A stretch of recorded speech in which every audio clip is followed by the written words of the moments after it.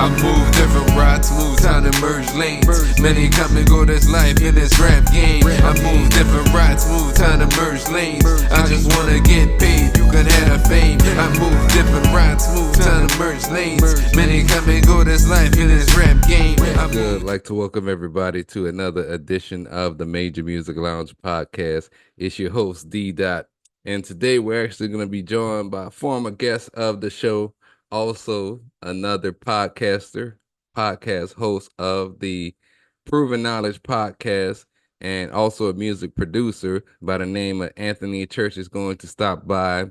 And Anthony and I reconnected. I actually saw him.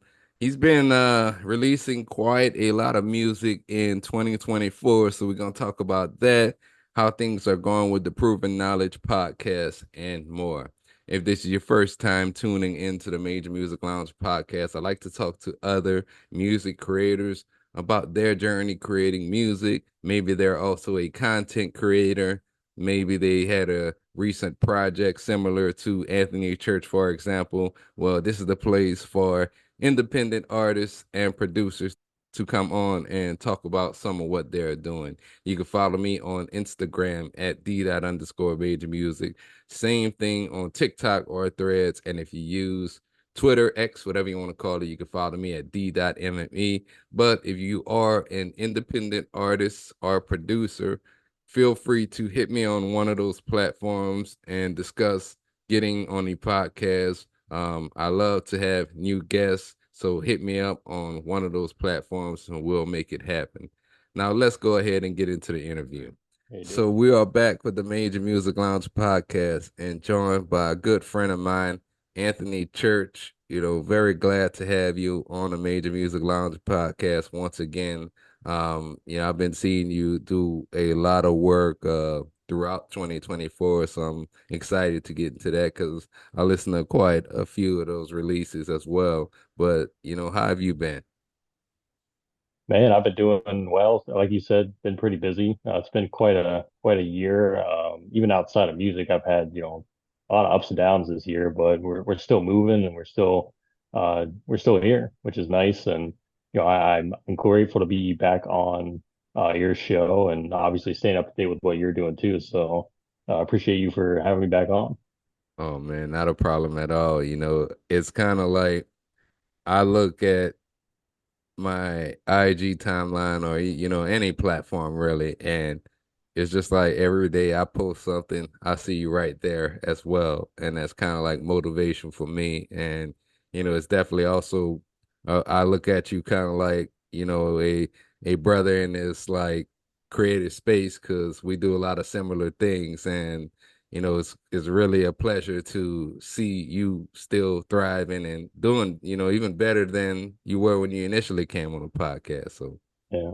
Well, likewise, man. And I think we're both very consistent too. And that's why we always kind of, see what one another is doing. It's no different because I see you on YouTube all the time, TikTok, all that stuff.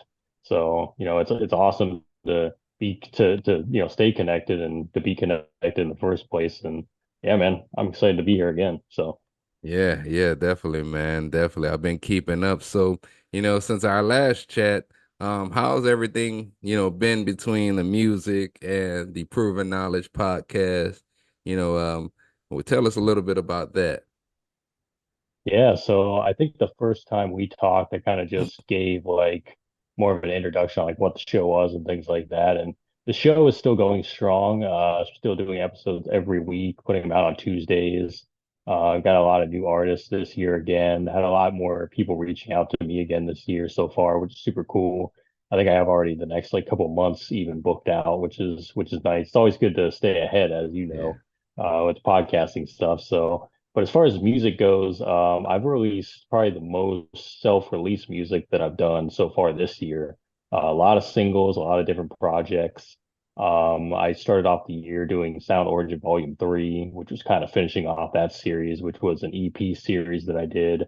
So that was kind of how I kicked it off. I've done a project with a rapper named Liu Kang. It was an EP called Fruits of Our Labor. That was also at the top of the year. A lot of singles, a lot of different collaboration EPs with different collectives and other little sub labels.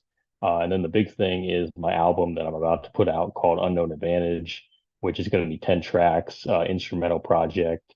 So doing kind of a different release with that. Going to be doing it on a platform called Even, which is going to be kind of cool to see how that goes. And then it's eventually going to be on all streaming services too, but it's starting out exclusively on Even. Doing a vinyl release for that and all kinds of stuff. And I'm already planning some other releases post album as well, working on collab projects, all kinds of stuff. Like if I had to sit here and try to remember it all, it'll take me forever. But off the top of my head, that's like the main things that have been going on. But yeah, definitely staying active. And I think I wanted to make it a point to put out more music this year because last year was really all about the Proven Knowledge album that we did called Forms of Escapism. So all of my energy was really on that, trying to finish that up and put that out. And that was obviously a really cool experience, but it just took a lot of time away from like what I was doing on my solo work. So I wanted to make sure that I was releasing a lot more consistently this year and just to do kind of just focusing on me this time around, which is pretty cool. Yeah, so far so good. So Yeah, that's what I was kind of gonna ask you about that, and you talked about it a little bit, but I was looking like I counted 12 releases, and there might be more, yeah, but that's what I counted this year, and I yeah, kind of wanted to ask you like, was that strategic or just kind of how things fell in terms of like, okay, you would finish this song or this project, and you felt like it was ready to go. Tell us a little bit about your thought, or, kind of, I guess, elaborate more about, what was your plan to release all of this music this year? yeah. Well, first and foremost, obviously, like the Sound Origin Volume 3, that was already in place. That was planned out. I knew I was going to do that to start the year off. And the Unknown Advantage album, since that's just my work, I knew that that was, in the works. That's been over a year in the making at this point. So that was always planned. A lot of these other releases, though, that I've done that are solo works, in recent months, I've actually been studying more about the lo-fi community Yeah. and doing like beat releases and working with different people. So I just started diving into like different collectives, and I found there's so many collectives that you can submit music to, and they can have it on like kind of the back burner for consideration if they are a fan of what you're doing and you kind of have like a message in the music and whatever, and they feel like it's a good fit, then you can release with them. And so I've been doing that a lot this summer, which has been pretty cool. I'm actually dropping a new one. It's a 5-track EP tomorrow with a collective called Beatmology, and the EP is called Road Less Traveled. So just doing little things like that, singles, little projects here and there. And for me, it's just kind of a way to get a lot of the music that has kind of just been sitting on my hard drive out there. A lot of things that people aren't going to be using for their projects, like if MCs or singers are passing on these beats and I don't have a plan for them, I'm like, this is probably a good way to get them out there and get them in front of like another audience too. And it expands your audience and your listenership as well. Because those different collectives have a lot of producers already under house too. So you're getting exposed to those people and they have audiences as well. So it's just kind of expanding what I'm doing. And just kind of, growing the reach as well, which is super cool. And so far, so good. It's been pretty cool experience. And I didn't really know that that was the thing, honestly. I knew about like the lo-fi beats and people do like YouTube mixes and things like that. But I didn't really know how expansive it was until I've started doing this. I'm like, wow, it's like a whole community. Yeah. And I've already met a lot of cool people just through doing that. So I think that's going to be something I'm, excited to keep building on and kind of see where it goes. But yeah, that's really been the plan, is just to kind of expand the listenership and, just keep it going. And then hopefully the people that hear that material will come to hear, my solo material and maybe some of the other stuff I'm working on too. So yeah, it's been pretty cool up to this point. Yeah. Are these collectives like groups or like playlist curators or like tell us a little bit more about these collectives. Yeah. So it kind of just depends on per collective, but most of these are run by like lo-fi producers themselves who put out their own music. And then a lot of them, it's like, you'll submit your music, and if they are a fan of it, they'll kind of just offer you to have it released. It's usually like a 50-50 or a 60-40 in favor of the artist with splits on everything, which is pretty cool. And it's, it really just depends on case by case basis, but From what I can tell, a lot of these are more like little labels, not technically like official labels as far as like, they have like they're signing artists and things like that. It's more just like a song by song or project deal of like we can help you release this. And then a lot of them will also offer to have like sync opportunities, playlisting opportunities, things like that. Because they've already been building that in the back end with other producers and things like that. So it's been just really cool opportunities. And so far, all the people I've worked with have been really awesome. I've been told that you kind of got to watch like certain people and certain like labels and things like that and collectives. But so far, I've been able to work with a lot of cool labels and collectives. And yeah, I'm like I said, I'm excited to just keep building that and have that just as another kind of, thing in the arsenal for me to have and just see where that goes. So it's gonna be really cool. And yeah, even the producers that have got in touch with me from that that I didn't even know existed. Now I'm checking out their music and hopefully we can end up working together as well and doing collaborations is definitely exciting. Yeah, that could be a very powerful thing in terms of like you said, networking with other producers and, potentially even meeting other artists that, later Yeah. down the road you can work with as well. So, I'm gonna be checking out a lot of what you do, man, and, definitely keep on creating. And, one of the things I've also noticed, from you is you've appeared on a lot of podcasts, throughout 2024 as well. And a lot of the artists that and producers that come on the Major Music Lounge podcast. In fact, it was King Shamps who said Mhm. ironically knew you. You referred him in my direction. Also, thank you for that. But Yeah. the conversation he and I had was just like podcasting is a almost like a free form of promotion. If you pick up one extra fan or, another person hears about your music, or if you have 10 to 15 people that, now know who you are on this podcast, I think that's a victory in itself. And, even like us working, together, whether directly or indirectly, I feel like we've done a great job of like kind of creating community in the Yeah. music space. And, from your perspective, what do you think is a benefit of podcasting for artists, for producers, music creators, generally speaking? Yeah, I mean, I think it's a little bit of everything you just said. And I put out a couple videos recently about, my experiences in doing it as well.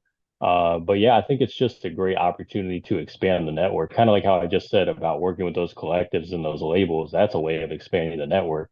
It's no different if you go on someone's platform and you tell a little bit about your story and, someone hears that and they're like, oh, I kind of like that guy's vibe. Let me go check out, see what he does. They find out you make music, then they're going to go check out your music. And I think there's always been a power of, whatever story you have to tell is really what is going to get people invested. Even if the music's good, if you don't have a face to the music or any type of personality to it, they're probably less inclined to engage with what you're doing because there's no reason for them to do it. It's just another song that sounds good. You know what I mean? So even if they enjoy the song, are they going to come back? Probably not. But if they're seeing, your personality, they know more about you and they know more about why you're doing what you do, they're going to be like, oh, I can invest in this person. I really like this person and what they're doing. So now I'm going to start checking them out and become eventually, hopefully, a fan of what you do. So that's how I've always looked at it. And other than that, just expanding the digital footprint because what we do on social media, what we do within our own like brand building process is so important nowadays. So I just look at every opportunity, and I think Shamps has said this before too. If it's a big platform or a small platform, it doesn't matter. It's still potential ears on your music. So you just got to look at every opportunity almost like the same. And as long as you're connecting with cool, like-minded people, then, it's going to work out in your favor.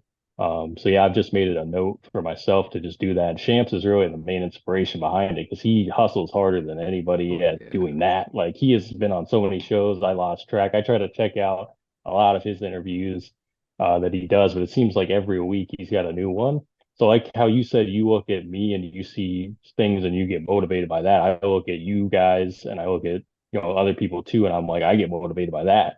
It's just kind of cool to kind of feed off of one another's energy and just keep that going and keep the positivity going too. So shout out to Shamps because I know we both are, super close with him and what he does. So, Yeah. Shout out to yeah, Champs. That was a great interview as well. yeah, But yeah, it's like I feel like podcast, kind of like you said, it gives your fans and even people that, for example, you might pick up some new people that are fans of that particular podcast, and then vice versa. Like, let's say I come on your show, and same thing might happen. But not only that, it may be also opportunities, whether it's collaborations, it could be other interviews. There's been times where I'm on a podcast and somebody who's a friend of that podcaster sees me on a show and then they reach out to me themselves, and I get two interviews. um so it's kind of worked for me that way.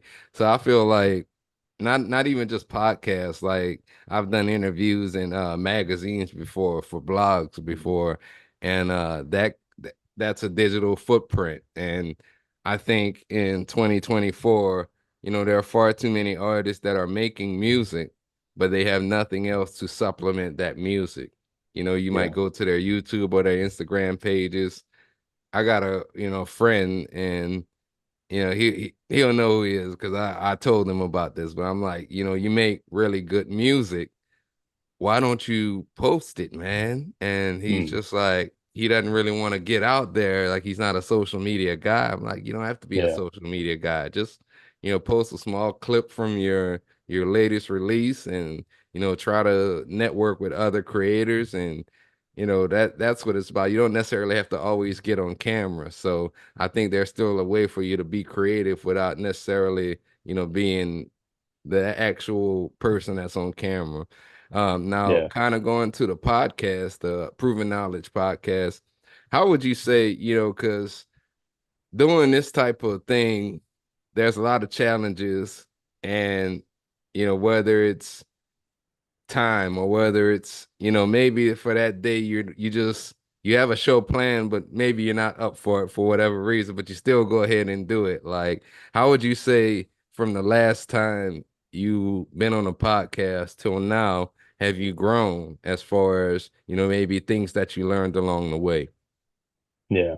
I feel like almost that it has become more like a muscle memory thing at this point, where it almost feels like ingrained into the weekly schedule now.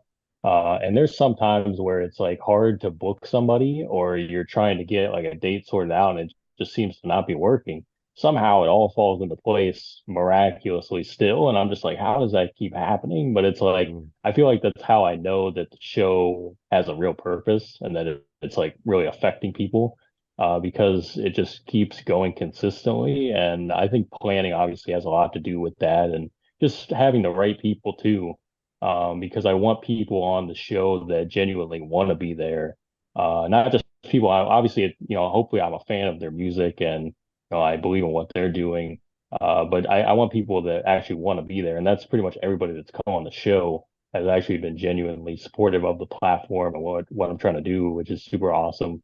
But I think it's more of just that, where it's like I feel like it's become more of a comfortable thing to do. And I still get nervous during, like, before the interviews and even during the interviews. Sometimes I'm like, is this going well? I don't know. Yeah. Like, it kind of just depends on the guest, like what they're giving me like as responses. So I still get the nerves, but it's like I think that's how I know that it matters, and that's how I know that I still care, because I'm getting nervous about it still. Because it's like if I was just going through it nonchalantly, I'd be like, oh, maybe I don't care about this as much as I used to. Because it has been 4 years at this point of Uh, doing the show okay. consistently. So, and I always want to kind of get more creative with, the questions. Like I always want to kind of spice it up and add in new topics and relevant topics as well, just kind of keep things fresh. And I just want to keep it going as long as possible. That's really my goal at this point. And always welcome to ideas from others on, like, what do they want to hear, or, if the guest wants to, interject some things in there as well. Like I'm always open to that too. But yeah, I think it's just more of like having that in the repertoire now for so long that it feels like the right thing to do. So as long as it feels like that, I think it's gonna continue on the way it is, which is nice. Yeah, I hear that as well. Like it feels like a regular thing. I know that every week or maybe even every other week, because sometimes I may do like multiple interviews in, one day or even a week's time. And I've kind of gotten to the point where I've gotten really good for the most part of getting ahead as far as I can. I try Hmm. to stay at least 3 to 4 weeks ahead if possible. But like there are things too where, just like you said, sometimes you're trying to align a date with somebody and it just doesn't match up. And, sometimes you just got to move on and, Yeah. go to the next person. And I've been lucky a lot of times when I think that I might not have a interview today or this week or whatever the case may be, and somebody hits me up out of the blue and they find me, kind of like you found me on, I think it was TikTok a while back, Yeah. but I Threads has been a really like hot place for I think probably the last 5 or 6 guests I've had off of Threads that wasn't a repeat guest, but like all the new people have came off of Threads, and yeah, I'm the same way. I'm just looking to grow this show, and the biggest thing, kind of like you said, is it's hard sometimes when you get that one person who you ask them questions and they don't necessarily elaborate on some of the questions. Hmm. So what I think I've gotten better at is I'll take it for, whatever they say or however they respond. I'll just take that for what it is. And if it has to end up being, I try to make most of my shows at least a minimum of 30 minutes, but even if it's like 20 minutes or somewhere close to it, Hmm. I think I'm usually good with that because I rather have 20 good solid minutes of answers rather than trying to stretch a show and that person just Yeah. isn't giving you much. So that's I would say one of the biggest things that I've learned because in turn that would make me kind of nervous like, oh well, do they think I'm boring or do Yeah. they think I'm You're asking getting those you're getting those one word answers and you're just like, I don't know if this is going well, but I'm just gonna keep going. And I think the more you're doing it too, like the more experience you have, it feels a lot better. Because I think at the beginning, if that's happening, you're like, oh man, should I even be a podcaster at all? This might not be my thing. Like maybe I should just give up. But yeah, I definitely feel that. And I think it's just, it's just like in music too. You got to just do your best and put your best foot forward and trust in what you're doing and it'll all fall into place one way or another, which is nice. So yeah, yeah, just gotta yeah. figure a way to get through it and go on to the next one now. Kind of going in with some of your content as well. Like I like a lot of like I think you have the creative stories or creator stories that you do, and then along with the podcast itself, the playlist, and just your own music as well. And then I think you have the artist of the month. Like, are you always brainstorming like new ideas? Because same here. Like I'm trying to think of ways to bring something to like IG Live or live sessions in general, whether that's YouTube or even TikTok. I haven't quite got there yet, but like, how do you come up with your new ideas? Do you brainstorm, or maybe one day, I don't know, just something just hits you? How do you come up with all your ideas? Yeah. I think it's just constantly thinking of different ideas. And I think being able to like batch content, create and plan things ahead is a big thing too. Because I'm usually like 4 to 5 months ahead on a lot of the stuff on Wow. like, what am I going to do? Because right now, what did I just plan? I just planned like March of next year, the majority of it of like, what am I going to do? So it helps to get like that far ahead. So I could be like, can I even make whatever idea this is a possibility by that time, or can I work on it now and then have it prepared by the time that comes around? Yeah, some of the ideas just come at random times, or they're just ideas I see from other people that I admire and that I'm a fan of, and I'm like, let me do it, but in my own way. I don't want to do exactly what they did. I want to do a kind of a variation of that in my own way under the brand that I'm building. The one I did this summer that I started was the monthly check-in one, which is only on YouTube, but I post like the snippets of it to other social medias as well. And it's kind of like a vlog of just like what I've been doing that month. And just kind of like let people know what I'm working on. I let them know like 3 or 4 songs that I've been listening to that they could go check out. Just things like that. And that's been going pretty good so far, just because I'm trying to build up my YouTube a lot more, Yeah. which has been kind of cool to do. And yeah, I think it's really just like random like flashes of inspiration, kind of like you get with music, where it's like you it might just be sitting there and then something just randomly comes to you. So content's kind of the same, and I don't like to put pressure on myself with the content because I know that, at the end of the day, you still got to have fun with the stuff anyway, and you Yeah. got to really be you in the content. Because if you're trying to force stuff or you're trying to just be like everybody else, that's not going to resonate with anyone. So you really just got to, inject your personality into it and just have fun with it, and then people will be able to tell that, based on what you're putting out. So, but yeah, I think it's just I think it's a mix of randomness mixed with, a little bit of inspiration too, and just seeing what works and seeing what doesn't. I mean, I've tried stuff out that got no engagement or really something I thought was a good idea, and then I'll put it out and I'm like, I don't like it as much as I did a few months ago. Well, let's just not do that again. And just do that. And yeah, I think that's what it's been and kind of what it will continue to be as social media keeps evolving and changing, which is pretty much an everyday thing at this point. But Yeah. I mean, that's what you got to do. Sometimes you learn by trial and error. You may find something that sticks, and it's a lot like I look at some of these podcasts or just the content that I generally create is kind of like almost watching film from a game or something, and you go back through yeah, the tape and you find out what you did wrong, you try to do it better the next time. And even like that's helped me because I've started doing these solo episodes of podcasts, like kind of like you said, it might be telling people what I'm up to, but it may mm, also be if there's a trending topic in a music producer community, I may make an episode about that. So, it's kind of one of those things where as a creator, we're always thinking about ways to evolve what we're doing for more content and just to see like what the viewers or the listeners kind of gravitate towards and just making more of that, along the way as well. So, I totally yeah. feel you on that. Now switching gears, anything else you got planned for the remainder of 2024? You talked about the album release, but we got what, 5 months left, I think it is. But what's going on the rest of the way? Yeah. So I know off the top of my head, my friend and artist Jay Trey, who I've worked with since the beginning, we just actually submitted his next project called Gray Matter. It's coming out next I month. think I saw that. Yeah.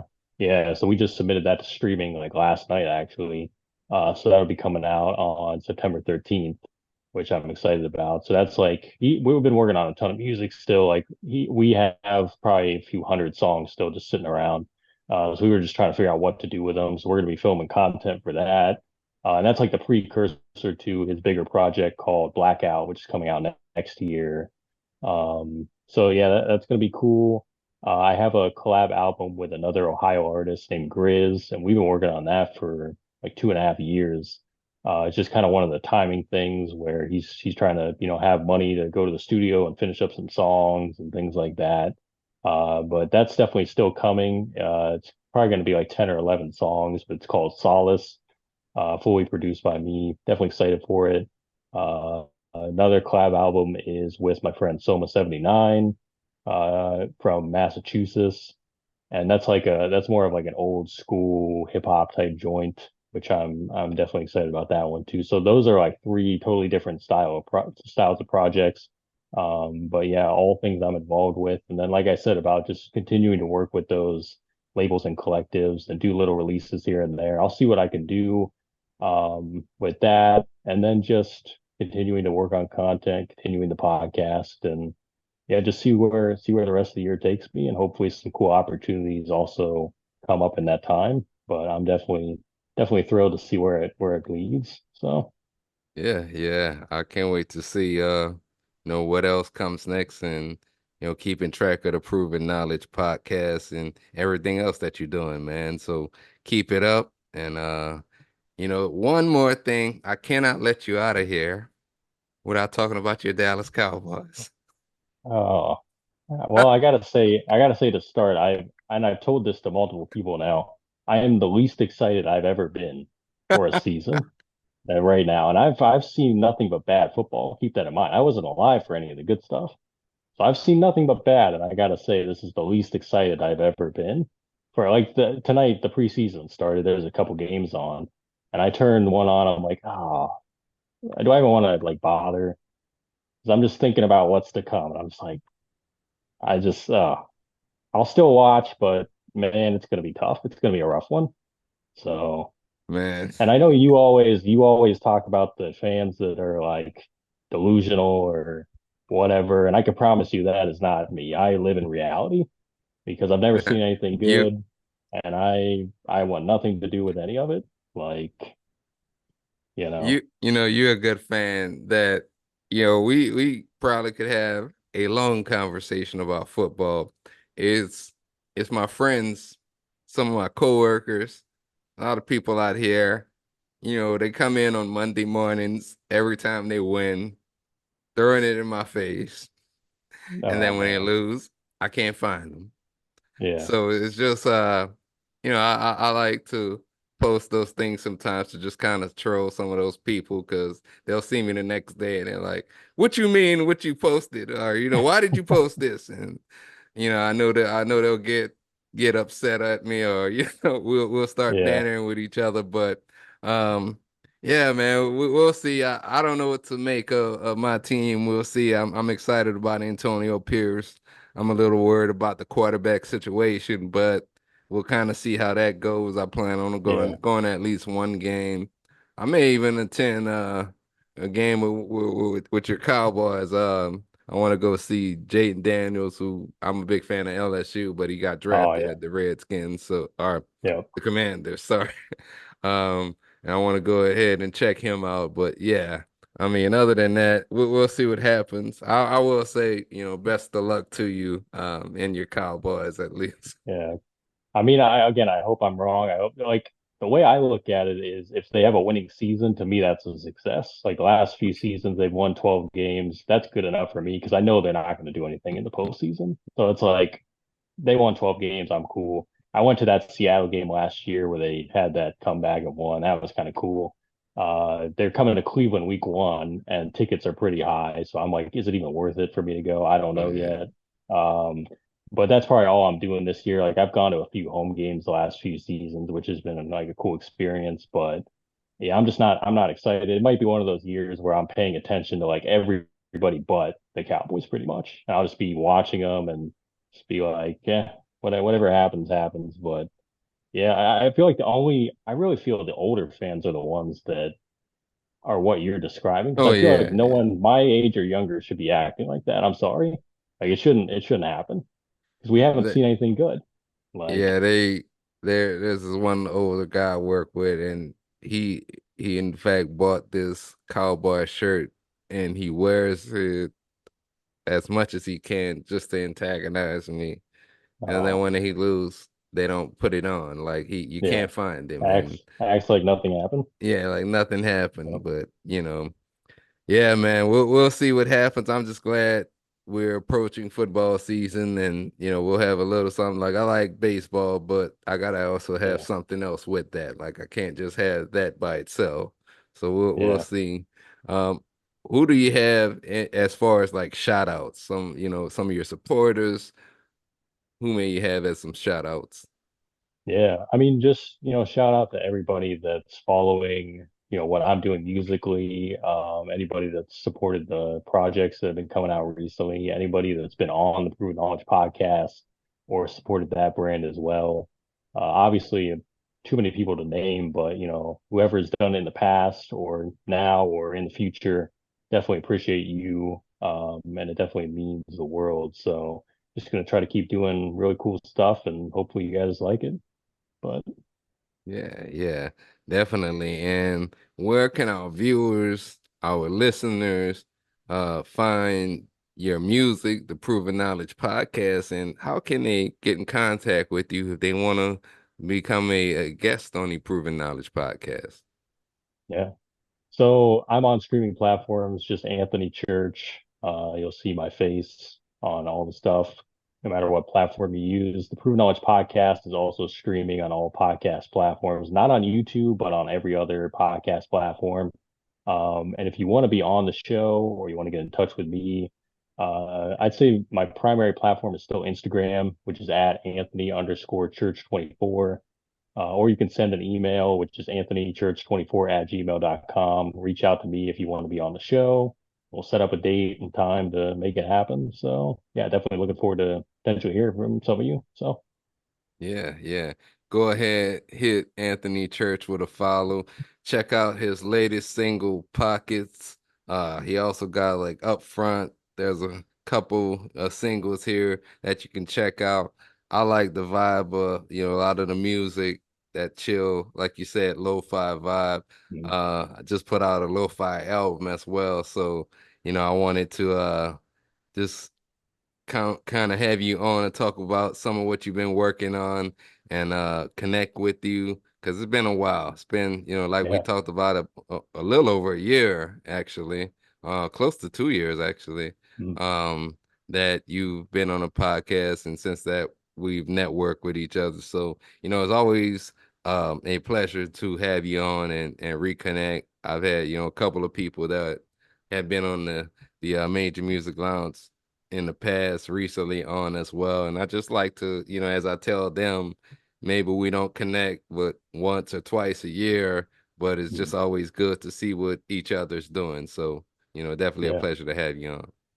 Yeah, well, I gotta say again, thanks for having me back, and likewise to you, man, because I see you working every single day. Like I said, when I get on social media, I see your stuff, and it really means a lot to be connected. And I'm definitely gonna get you back on my show, hopefully before the year is up as well. When I have some openings again, definitely want to get you back on the Proven Knowledge podcast as Yeah. well. And yeah, I saw you had my buddy Marcus on here Oh a yeah, few shout out. months ago too. So shout out to Marcus Wayne and.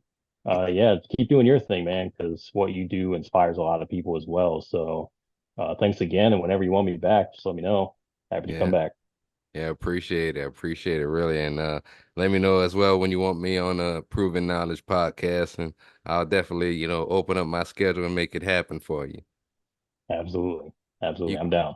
You can follow me on Instagram at d._major music. Same thing on TikTok or Threads, as well as if you're on X or Twitter, you can actually follow me at d.mme.